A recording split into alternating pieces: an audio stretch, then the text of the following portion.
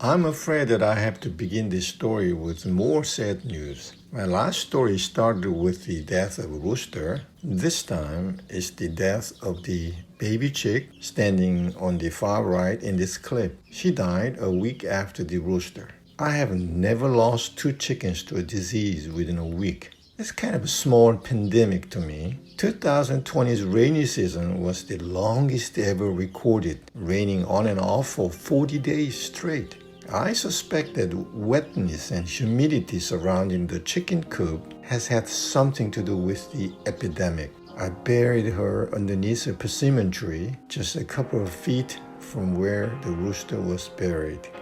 After watching the fifth story, one of my friends sent me a comment along with the condolences over the death of the rooster, saying the owner of the coop, me, was also responsible for the disaster. Of course, he said it half jokingly, but I agree.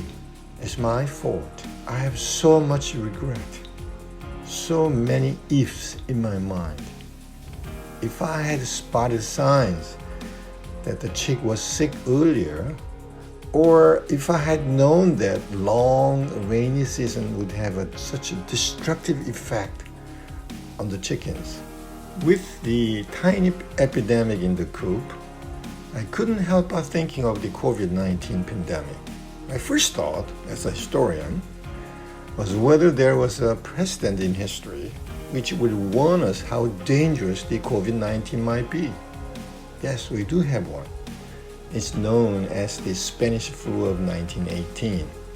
It caused more than 500 million infections, or roughly 1/3 of the world's population, and killed at least 15 million people worldwide, including 100,000 troops who participated in the First World War. One of the reasons for the high mortality rate was the pandemic occurred during wartime. The total number of deaths in World War I was 20 million. It means that the 1918 flu pandemic took between 2 and 3 times as many lives as one of history's deadliest wars. It was the first global pandemic in modern times, affecting almost every region in the world. In case of Asia, Japan was the hardest hit, with at least 400,000 fatalities.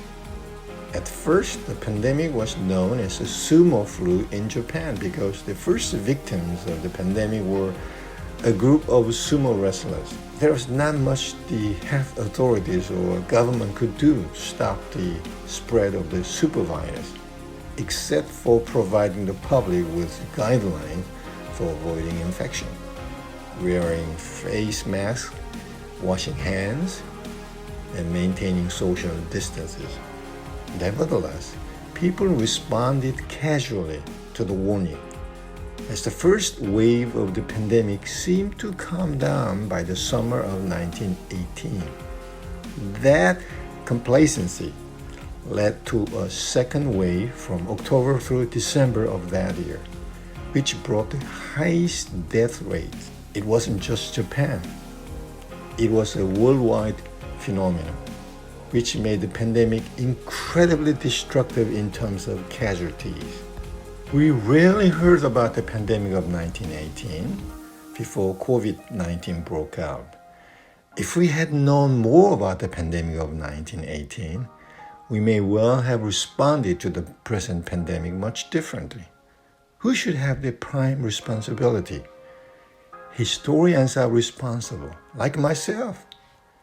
If you look at a world history textbook, you'll certainly see a chapter on World War I. Most history textbooks lack full chapters or other deep discussions of the pandemic, however. This is true all over the world. Despite the fact that this supreme catastrophe took more lives than the Great War, it has been missing from our history books. Historians chose World War I over the pandemic. Selecting the war means remembering generals, politicians, glorify the conflict for national pride.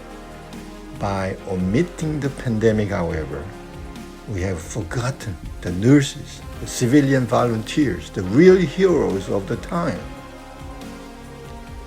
Regretting my past ignorance of the 1918 pandemic, I have resolved to include the pandemic in my classes from this semester. What about the memories of our personal lives? Your memories make you who you are. Do we, at some level, consciously choose what to remember, how to define ourselves, and our own personal histories? I'm going to think hard about whether I, too, may have forgotten anything which might provide insight in the future. Thank you.